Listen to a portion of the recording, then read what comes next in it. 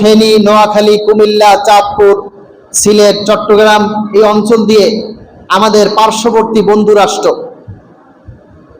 কি রাষ্ট্র বলেন তো? কথা বলে না, কি রাষ্ট্র?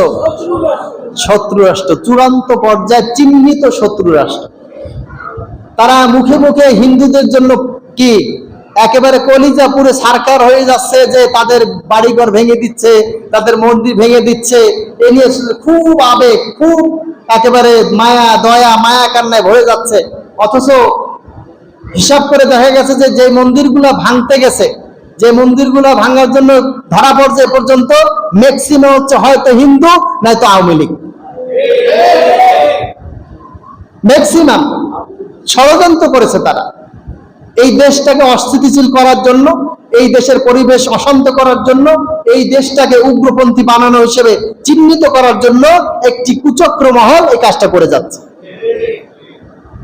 অথচ তারা এত ভালোবাসে, নোয়াখালীতে, ফেনী, কুমিল্লা, চাঁদপুর এই অঞ্চল দিয়ে প্রায় 3,60,000 হিন্দু আছে। কত লাখ? 3,60,000 হিন্দু আছে। তাহলে এই যে তারা পানিটা ছেড়ে দিল, এটা কি খালি মুসলমান ডুবতেছে না হিন্দুরাও ডুবতেছে? তাদের মন্দির ভাঙতেছে না? তাদের ক্ষয়ক্ষতি হচ্ছে না? তাহলে বোঝা গেছে যে আসলে প্রকৃতপক্ষে তারা কি হিন্দুদেরকেও ভালোবাসে না, বরঞ্চ তারা হিন্দুদেরকেও ঘৃণা করে। কেন করে? তারা বাংলাদেশে বসবাস করে বিধায়। তাদের সমস্যা হচ্ছে বাংলাদেশের সাথে, অন্য কোনো সমস্যা না। তাদের দিতে পারলে ভালো, না দিতে পারলে খারাপ। বাংলাদেশ থেকে ঘোষণা করেছে ইলিশ মাছ দেবে না, তাই তারা রাগ করে এই কাজটা করেছে, ষড়যন্ত্রমূলক ভাবে করেছে। তাদের সাথে যে বাদ দেওয়া আছে, বাদ গুলানের চুক্তি আছে, চুক্তি ভিত্তিক তারা কাজ করবে, কিন্তু এ পর্যন্ত আমাদের যে ন্যায্য হিস্সা তারা দেয় নাই। তারা সবসময় ষড়যন্ত্র করে করে বৃষ্টির সিজনে, বর্ষা মৌসুমে তারা পানি ছেড়ে দিয়ে আমাদেরকে তলিয়ে মারে। আর যখন খরা, যখন আমাদের পানির প্রয়োজন হয়, তখন তারা পানি আটকায় রাখে, তখন তারা পানি দেয়। এটা হচ্ছে তাদের নীতি। এই তারা ত্রিপুরা থেকে, আগরতলা থেকে তারা পানি ছেড়ে দিয়েছে এবং ফারাক্কা বাঁধও ছেড়ে দিয়েছে। তারা দুইটা বাঁধই তারা কি ছেড়ে দিয়েছে, যার কারণে আমাদের দেশের এই অবস্থা। তারা বারবার আমাদের জন্য হুমকি, বারবার তাদের আমরা ক্ষতিগ্রস্ত করার চেষ্টা করেছে। তারা এ পর্যন্ত ভারত বাংলাদেশের স্বার্থে একটা কাজও করে নাই, কোনো কাজ করে নাই। তারা বলে স্বাধীনতার সময় তারা আমাদের পক্ষে ছিল না, এই পক্ষে থাকার পিছনে বড় তাদের স্বার্থ ছিল।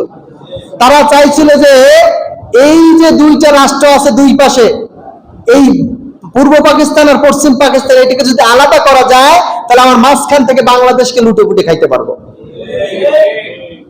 তারা সেই কাজ করতেছে। স্বাধীনতার পর বাংলাদেশ থেকে অসংখ্য অস্ত্র তারা নিয়ে গেছে। অথচ তারা কি কখনোই বলে বাংলাদেশ থেকে অসংখ্য মানুষ ট্রিটমেন্টের জন্য ভারতে যায়। এটা হচ্ছে এই যে শিক্ষা ব্যবস্থা তারা যা করছিল, কিছুদিন পরে এমন হইতো যে বাংলাদেশে কোনো চিকিৎসা খুঁজে পাওয়া যেত না। কারণ কি? কারণ শিক্ষা ব্যবস্থায় তো শেষ। এই 10 বছরে যে মানে কি নিয়োগ যারা পাইছে, বড় বড় ডাক্তার হয়েছে, তাদের ভিতরে ম্যাক্সিমাম দেখা যায় অপারেশন করতে গেলে হয়তো ছুরি রেখে আসে, না সুই রেখে আসে পেটের ভিতরে, না এইটা রেখে আসে, ওইটা রেখে আসে, সেলাই করে দেয়, আবার পরে যে অপারেশন করতে হয়। প্রশ্নপত্র ফাঁস, দেশের বাস কি সর্বনাশ তারা করে ছেড়েছে। এবং তাদের এই পরিকল্পনা আছে জাতিকে একটা মূর্খ জাতি বানাও, আর এই দেশের যত লোক আছে ট্রিটমেন্টের জন্য ভারতে যাও, ওই কাজের জন্য ভারত যাও, সকল কাজে সব ওই দাদা বাবুদের পাও ধরো, এই পরিকল্পনা তারা করেছে।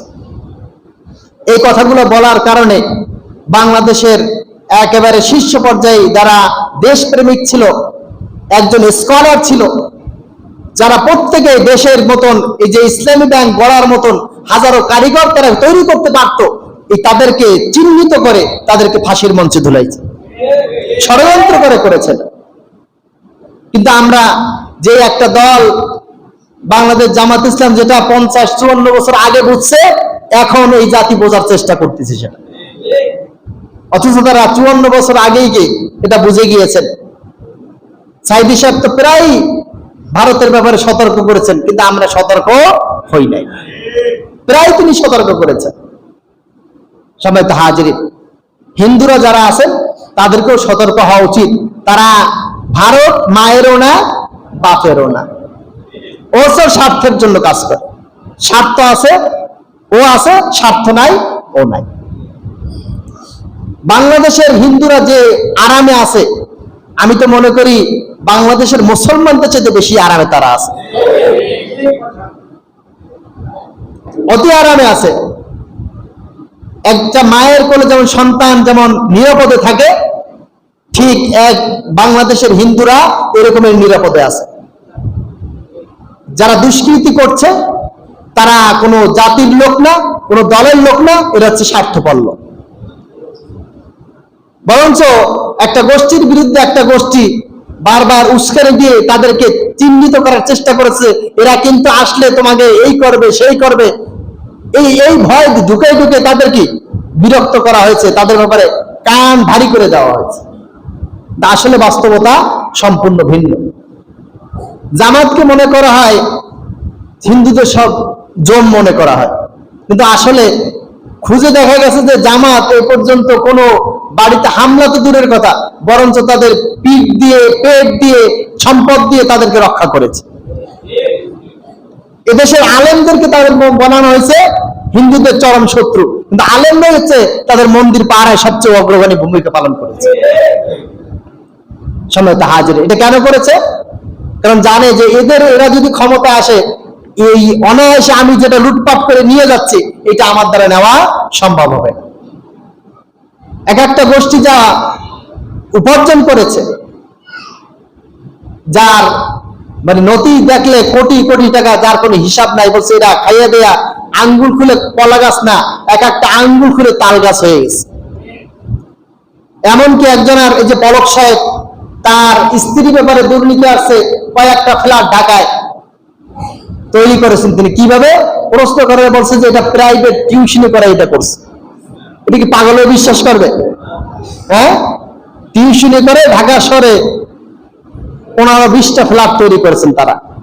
কত বড় আবাল, কত বড় মূর্খ হলে পরে মানুষকে এত বোকা ভাবে। সম্মানিত হাজির, এই জন্য আমরা বলছি যে আমাদের বন্যার সৃষ্ট এটা প্রাকৃতিক দুর্যোগ না, এটা কি ভারত সৃষ্ট দুর্যোগ। কি বলেন তো? ভারত সৃষ্ট দুর্যোগ। এটা মাঝে মাঝে আমাদেরকে দেয়। সিলেটের এই যে এই কথা বলার কারণে কিন্তু আব্রাহার ফাঁদকে হত্যা করা হয়েছে, এই একই কথা বলার কারণে। সম্মানিত হাজিরিন, তাহলে আমাদের এখন যেহেতু একটা বিপর্যয় হয়ে গেছে, আমাদের করণীয় কি আছে? আমাদের কিছু করণীয় আছে কিনা? হ্যাঁ, আমরা আরামে ঘুমাচ্ছি, আমার ভাই পানির ভিতরে ডুবে আছে, আমি খেয়ে থাকতেছি, আমার ভাই আমার বোন না খেয়ে থাকতেছে, আমাদের কোন দায় দায়িত্ব নাই? সে দায় দায়িত্বের জায়গা থেকে আমাদেরকে নড়ে চড়ে বসতে হবে। আপনারা হয়তো বলতে পারেন, হুজুর আপনারা তো গত জুমায়ও কালেকশন করছেন, আবার সেই কালেকশনের দিকে যাচ্ছেন। আপনি যদি এরকম বিপদে পড়তেন তাহলে আপনি কি করতেন? আমি যদি বিপদে পড়তাম আমি কি করতাম? আমিও তো এখন অনেকের অনেক কোটি টাকার মালিক আছে, কিন্তু এই মুহূর্তে তারা সবচেয়ে ভিখারি। কারণ পরিবেশ তাদেরকে ভিক্ষুকের দরজায় দাঁড় করিয়ে দিয়েছে। তাদের এখন প্রস্তুতকৃত খাবার দরকার, তাদের এখন শুকনো খাবার দরকার, যেটা তারা সহজে পাবে না। আপনারা যদি সাহায্য করি, তার মাধ্যমে তারা কি পাবে। এখন এই সাহায্যের হাত কারা কারা বাড়াবো? ইনশাআল্লাহ হাত জাগাই তো।